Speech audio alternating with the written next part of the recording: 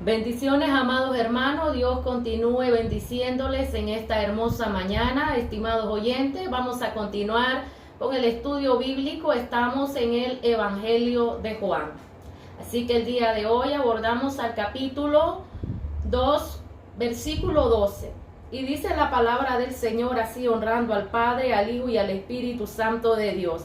Estaba cerca la Pascua de los judíos y subió Jesús a Jerusalén y halló en el templo a los que vendían bueyes, ovejas y palomas y a los cambistas allí sentados. Y haciendo un azote de cuerdas echó fuera del templo a todos y las ovejas y los bueyes y esparció las monedas de los cambistas. Y volcó las mesas y dijo a los que vendían palomas: quitad de aquí esto y no hagáis de la casa de mi padre casa de mercado. Entonces se acordaron sus discípulos que está escrito: el celo de su casa me consume. Y los judíos respondieron y le dijeron: ¿qué señal nos muestra ya que haces esto? Respondió Jesús y les dijo: destruid este templo, en 3 días lo levantaré. Dijeron luego los judíos: en 46 años fue edificado este templo, y tú en 3 días lo levantarás. Mas él hablaba del templo de su cuerpo. Por tanto, cuando resucitó de entre los muertos, sus discípulos se acordaron que había dicho esto, y creyeron la escritura y la palabra de Jesús, la palabra que Jesús había dicho.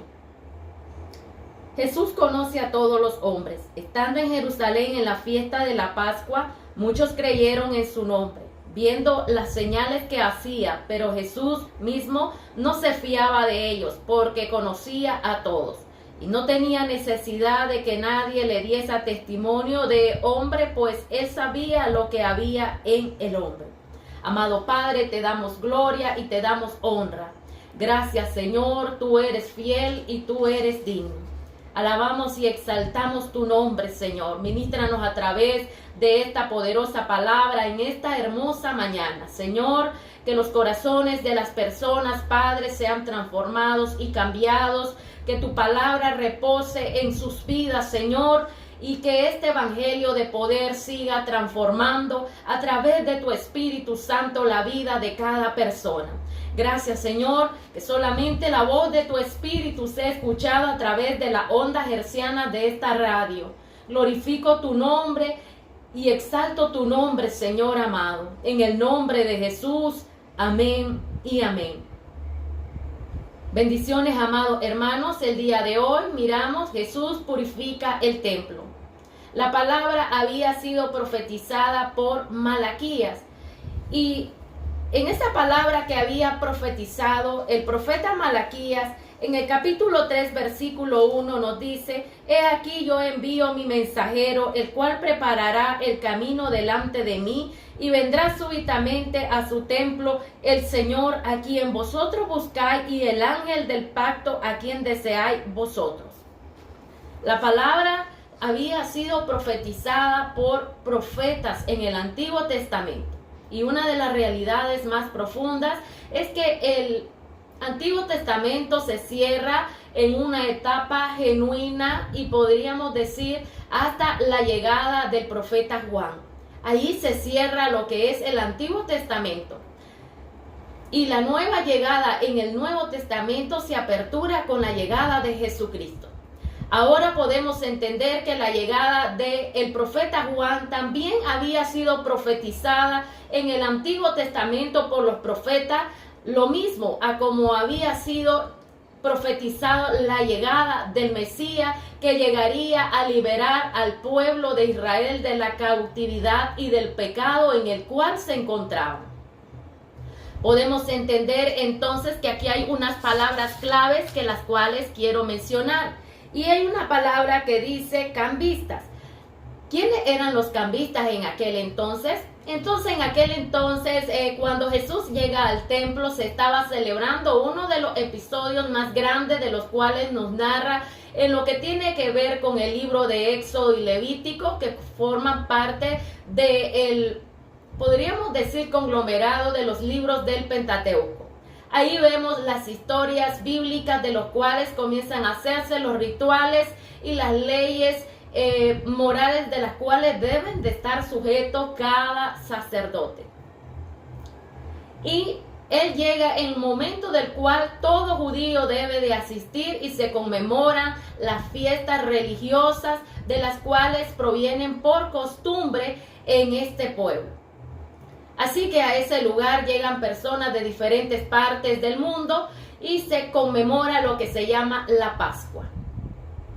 La Pascua era en el capítulo 12 de Éxodo, era un recordatorio para el pueblo de Israel, donde Dios les había sacado de Egipto y les había liberado del faraón, haciéndolos libres. Así que ahora en el Nuevo Testamento queremos ver de que Jesucristo es el libertador que llega a liberar nuevamente al pueblo de Israel. No en ese momento cautivo por el faraón, sino él estaba siendo gobernado por un imperio romano. Pero en ese momento la verdad que Jesús llegaba era para liberarle de la cautividad del pecado en el corazón del hombre. Ahora el capítulo 3, versículo 1 de este poderoso libro de los profetas menores en Malaquía, en este capítulo 3 nos da a conocer la llegada del profeta Juan. Anteriormente en el capítulo 1, versículo 6, miramos lo que decía la palabra del Señor acerca de la llegada del profeta Juan. Hubo un hombre enviado de Dios, el cual se llamaba Juan. Pero este no es el apóstol Juan, estimado amigo. Este es Juan el Bautista, el hijo de Elizabeth y también de Zacarías. El que aquel día el sacerdote entró a orar y a ejercer sus labores ministeriales como sacerdote, y al encontrarse con el ángel Gabriel ahí en aquel altar, el ángel le dijo que iban a tener un hijo y cómo lo iba a llamar, pero él se quedó sin voz. O sea, cuando Zacarías salió de aquella labor ministerial de ejercer el sacerdocio y hacer sus rituales y sus sacrificios en ese lugar, ahí podemos ver que él quedó sin voz. Entonces él recuperó su voz hasta que el niño nació. Ahora podemos entender entonces que Dios comenzó a manifestarse de una manera muy prodigiosa sobre la vida de esta familia. Y podemos entender entonces de que Juan provenía de un linaje de sacerdocio. Lo mismo Jesucristo provenía de un linaje de sacerdocio. María y José tenían antecedentes del linaje de David y también, además de sacerdotes, también de reyes. Podemos entender que esta palabra poderosa comienza a decirnos de que todos estos judíos eran capacitados a través de los doctos de la ley y de aquellos rabinos. Así que Juan, además de ser primo de Jesucristo, no se conocía. Juan se crió en el desierto de Judea, comiendo langostas y miel, y se vestía con unas ropas que, bueno, en este momento usted podría decir, Juan no andaba en su sentido cabal. Pero ante Dios, Juan era el profeta de Dios. Así que el día de hoy quiero remarcarte y decirte, no importa lo que diga el mundo de ti, cómo te vistes, cómo te arreglas, cómo vives para el Señor, porque algunos el día de hoy puede decirle el legalismo. Pero el día de hoy quiero decirte que el Señor pide de cada siervo que sea separado y guardado en santidad y en palabra, consagrado de todo corazón para servir al Señor, al ministerio que te ha llamado. Tu testimonio tiene que ser la evidencia de que Dios te ha transformado, y tu ropa tiene que ser la identidad de que Dios te ha cambiado y transformado, tanto por dentro como por fuera. Jesús nunca atacó la doctrina, Jesús atacó el pecado. Así que el día de hoy quiero decirle que todo líder debe de tener, como dice la carta pastoral de Tito y Timoteo, debe ser sobrio y tiene que vivir una vida irreprensible. Y también tener modestia. Esto no solo es para las mujeres, sino también para los varones.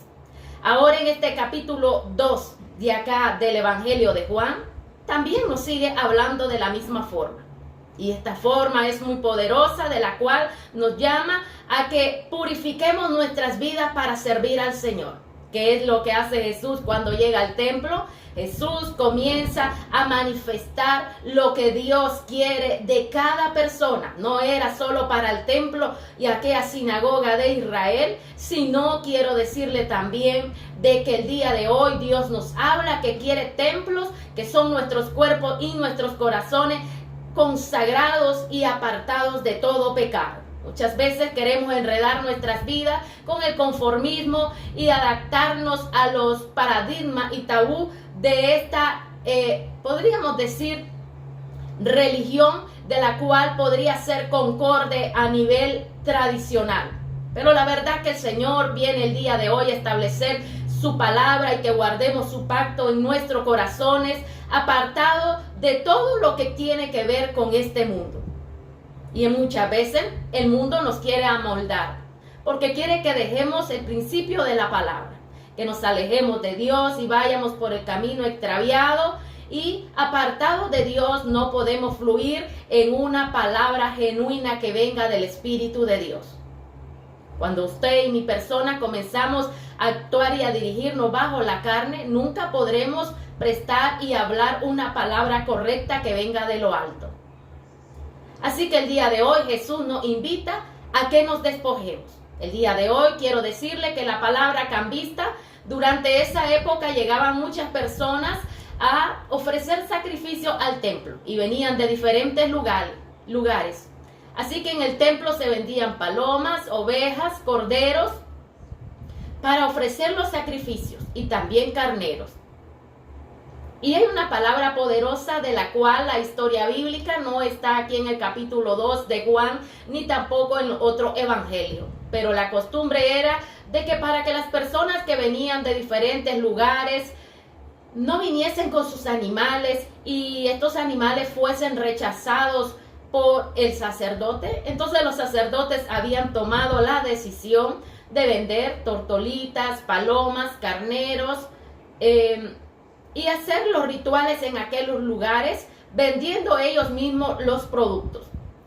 También habían decidido poner cambistas, porque la forma de esta era que el sacerdote no aceptaba la moneda extranjera. Podemos entender entonces de que el Señor habla a nuestras vidas y ellos permitían nada más que ellos hiciesen el intercambio de esta moneda. Y el intercambio de esta moneda extranjera en aquel lugar, entonces se asimilaba a la moneda que se compartía en ese momento en el pueblo de Israel. Además de pagar el pueblo el impuesto al templo, los israelitas tenían que ofrecer sacrificios de animales. Así que el fin de los sacerdotes era que en aquel lugar ellos no estaban cumpliendo con la palabra de Dios a como Dios lo había dicho en su palabra. Los sacerdotes habían sido llamados con un fin de promulgar la palabra del Señor y de hacer que el pueblo se regresase de su mal camino y se convirtiera a Dios de todo corazón. Pero aquí encontramos a Jesús en el templo, y esta es una de las verdades grandes. Dios es amor y también fuego consumidor, dicen algunos por ahí. Pero la verdad que este texto, así como lo dicen, no lo he encontrado nunca en la Biblia yo de esta forma. Lo he encontrado, pero en dos partes, dividido en diferentes partes en la Biblia. Ahora quiero decirle que Jesús es amor y por eso nos corrige. Y ahora el día de hoy quiero compartirle lo que pasó en ese templo. Hay una palabra que Dios había dado al profeta Jeremías y vamos a leer Jeremías capítulo 7, versículo 8 al 14. El pueblo se había extraviado.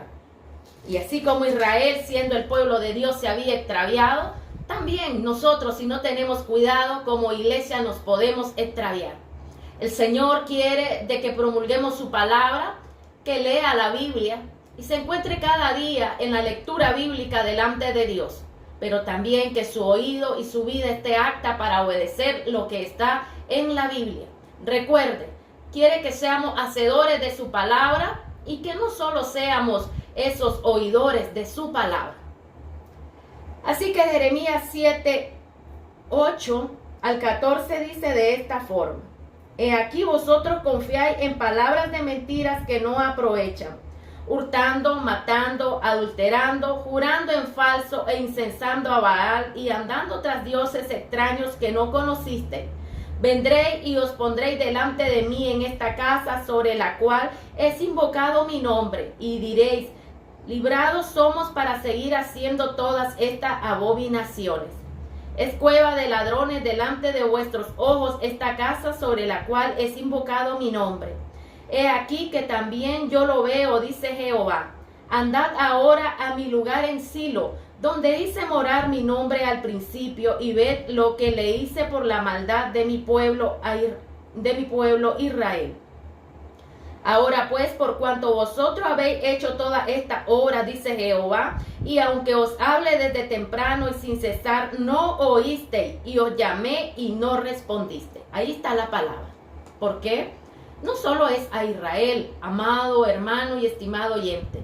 El día de hoy Dios nos llama también a nosotros. Podría ser en un momento que Dios le hable y no escuche. Dios le llame y no responda.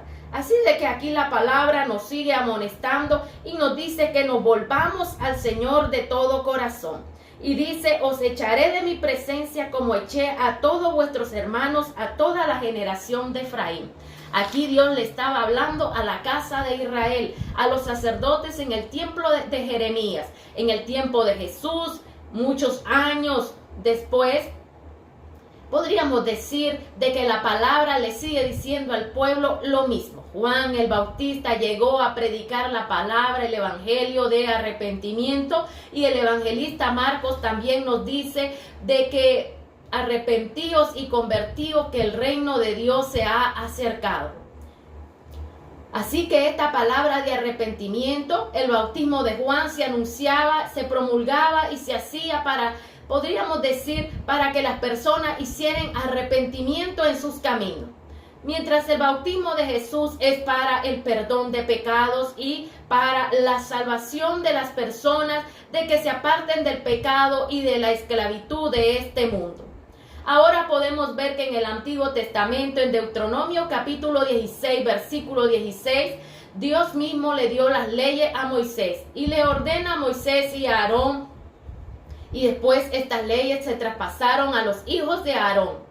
Y allí les recuerda que los sacerdotes se deberían de purificar delante del mismo pueblo y hacer los rituales que se debían de hacer. Pero también si el sacerdote o uno de los hijos de los sacerdotes se volvía impuro, también tenían la costumbre de tener un cordón amarrado al pie. Si esta persona ya no salía de ese lugar, porque en ese cordón había una campanita que sonaba, ¿sabe qué pasaba? Entonces significaba que el sacerdote había muerto por entrar de una manera injusta a aquel lugar, de lo cual no estaba debidamente purificado delante de Dios.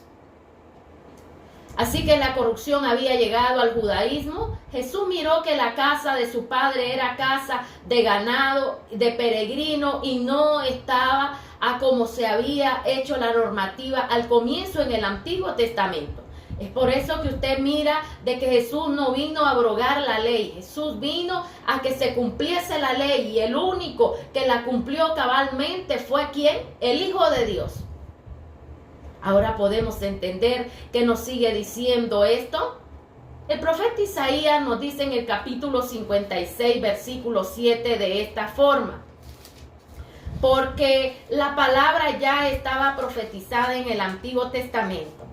El mundo antiguo conoció a Jesús y se dio cuenta de los eventos que habían en el espacio anunciando la llegada de un nuevo rey, mientras que la casa de Israel y los mismos sacerdotes le ignoraron, porque tanto era el afán que tenían de estar en sus templos y hacer sus rituales, que ignoraron el espacio el cual manifiesta la gloria de Dios mismo para dar a conocer la salvación al mismo hombre. El día de hoy Dios sigue manifestándose a través de las lumbreras del día, los cambios de climas, las manifestaciones en el espacio y en la misma naturaleza, para que el hombre pueda percatarse del cumplimiento de su palabra, llamándole al arrepentimiento para que se convierta de todo corazón.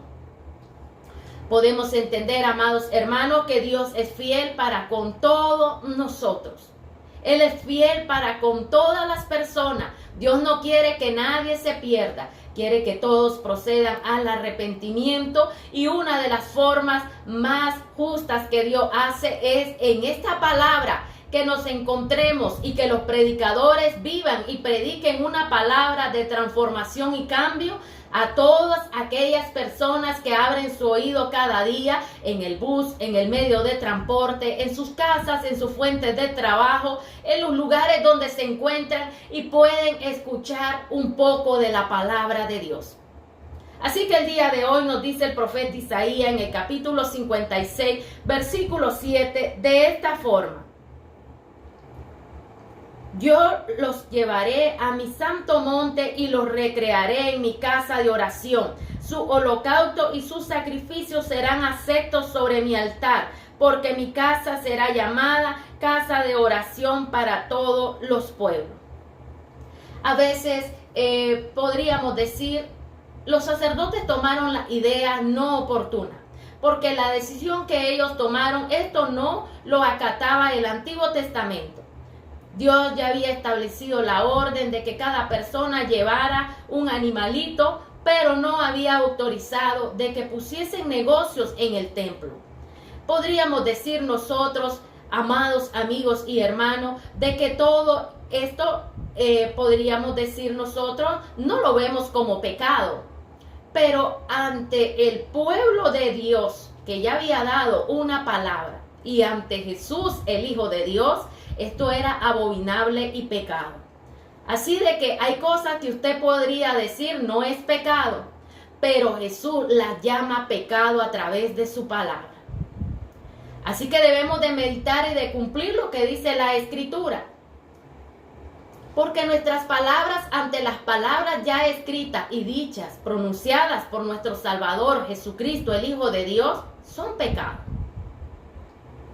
Podemos entonces valorar y dar a conocer de que nuestras palabras delante del Señor deben de ser oportunas, y solamente es escuchar y someternos en debida sumisión a su voz. Escuchar que la palabra de Dios tiene veracidad y autoridad y perdura en el tiempo y a través de las generaciones. Las generaciones van y vienen, pero la palabra de Dios sigue siendo viva y eficaz para transformar y cambiar la vida de los hombres y las mujeres. Ahora quiero leer lo que dice el doctor Lucas en el capítulo 19, versículo 46 del Nuevo Testamento. Y aquí el doctor Lucas sigue diciendo, a través de esta palabra poderosa, bendito es el nombre del Señor, diciéndole: escrito está, mi casa es casa de oración, mas vosotros la habéis hecho cueva de ladrones. Así que está escrito en la Biblia. La Biblia nos habla, y la Biblia nos habla para que hagamos correcciones. Debemos de entender nosotros entonces la legalidad, y podríamos también entender el momento de lo que es quebrantar lo que está escrito en la palabra de Dios. Dios considera esto abominable y forma parte de la irreverencia al hacer esto en sus templos. Ahora podemos entender que el celo de su casa me consume, dice Jesús. En el Salmo 69:9 nos dice la palabra. ¿Por qué? Porque todo fue creado por Dios para un fin, y el fin ya está escrito aquí en la Biblia para su celebración. La realidad, amado hermano, que tras una cosa llega otra cosa. Así que hay muchas cosas de las cuales podrían conllevarnos a la irreverencia y al falto respeto en la casa de Dios. Cuando muchas veces queremos poner una ventecita para recoger fondos para un ministerio. entonces deberíamos de ponerlo un poquito más largo de la puerta de la congregación. ¿Sabe por qué? Porque las personas compran y entran a la hora que se está predicando, comiendo a la iglesia. Y esto es falta de respeto a la casa de Dios. Y no solo a la casa, en primer lugar es a Dios, porque en aquel lugar está Dios mismo mirándolos, y no es que Dios esté solo en ese templo, sino que Dios quiere morar en su templo, y el respeto debe estar primeramente en nuestro corazón hacia la casa de Dios y hacia la persona que está predicando en ese lugar. Usted mira qué indecoroso sería de que las personas entrasen comiendo al templo. Así creo que en este tiempo Jesús nos amonestaría a nosotros también, que nuestros niños también entren comiendo al templo y que los vasos y las botellas de gaseosas o los de refrescos queden ahí tirados en el suelo a la hora que usted se retira del templo. Ahí podría usted decir entonces, ¿qué es lo que está pasando? Amados hermanos, creo que hemos dejado la palabra de Dios y hemos dejado ese celo por establecer el orden en las congregaciones. Porque ahora ya no estoy hablando del antiguo Israel. Ahora estoy hablando de nuestras congregaciones, donde vamos. Algunas personas tienen la costumbre de salir y entrar bebiéndose su gaseosa, como que si fuera cualquier lugar. Ese lugar donde se asiste no es, amado hermano, el cine. Ahí es la casa de Dios. Ahí es donde nos congregamos. Ahí es donde la presencia de Dios y del Espíritu Santo se derrama sobre nuestras vidas. Ahí es un lugar sagrado que debe de respetar usted. No es nuestra casa. En nuestra casa podemos comer y acostarnos y levantarnos a la hora que deseamos. Pero en la casa de Dios es sagrada. Y la casa de Dios deberíamos de establecer el orden de que ni siquiera esos teléfonos estuviesen sonando. Y ni siquiera muchas veces pudiéramos estarnos levantando a cada rato para ir al servicio. Y ¿sabe qué? Muchas veces somos atacados por el enemigo, que en nuestra insensibilidad muchas veces no vamos antes a nuestra casa a ejercer nuestras necesidades, sino hasta que ya venimos al templo. Así que el día de hoy el Señor nos amonesta. Algunos quizás por razón de salud se tienen que levantar e ir al servicio. Pero hay otros que innecesariamente se levantan. Y entonces esto quiebra el hilo de la prédica, porque el predicador se desconcentra de la hora de estar predicando al mirar que las personas se están levantando a cada rato. Podríamos entender que la palabra nos sigue hablando, y en el capítulo 69, versículo 9 nos dice: porque me consumió el celo de tu casa, y los de los que vituperaban cayeron sobre mí. Lloré, afligiendo con ayuno mi alma, y esto me ha sido por afrenta. Aquí lo mira, en el Salmo de David. También pasaba en los tiempos de David. Las personas hacían también cosas indecorosas.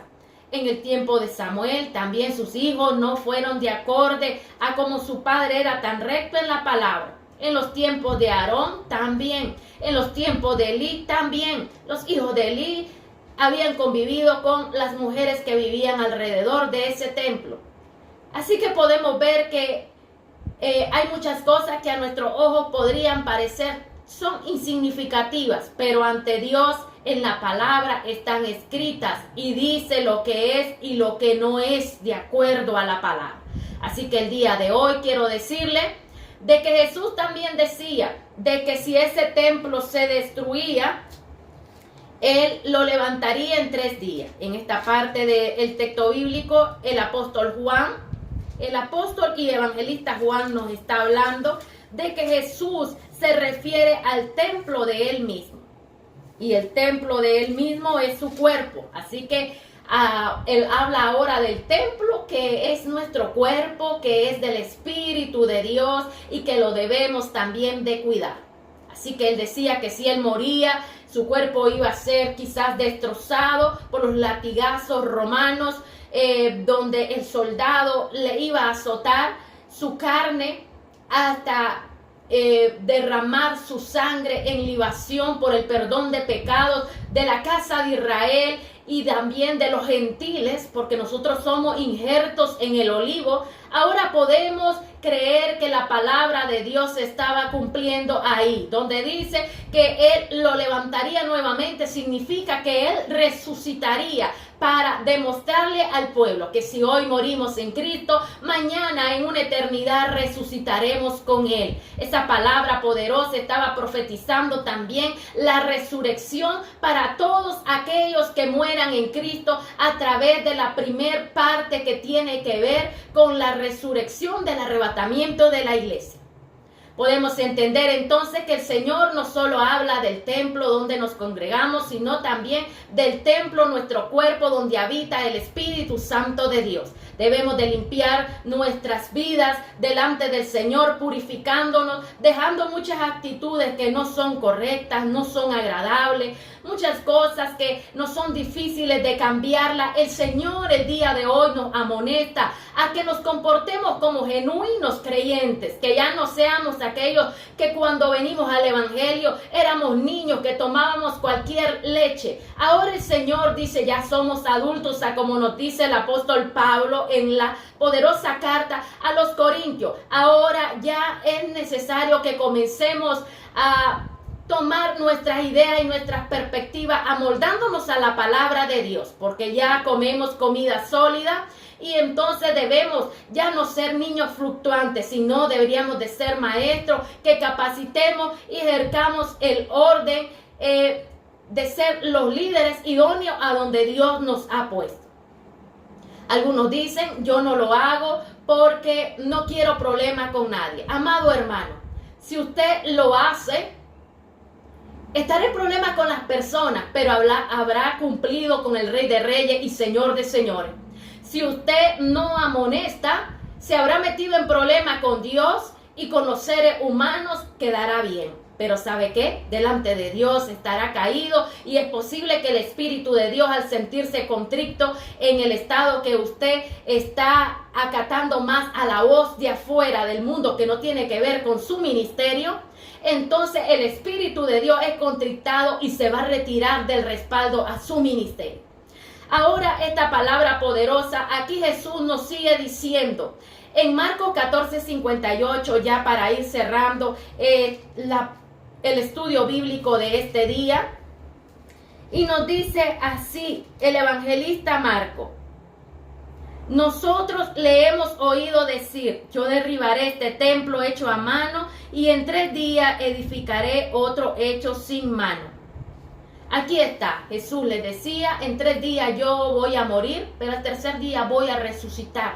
O sea, él dijo, no se refería al templo de Jerusalén. Aunque en el año 70 el general Tito, que entró, pudo conquistar aquel lugar y entonces el templo fue derribado, piedra sobre piedra cayeron al suelo, no quedó una sobre otra, como lo profetizó Jesús en el capítulo 24 también de Mateo.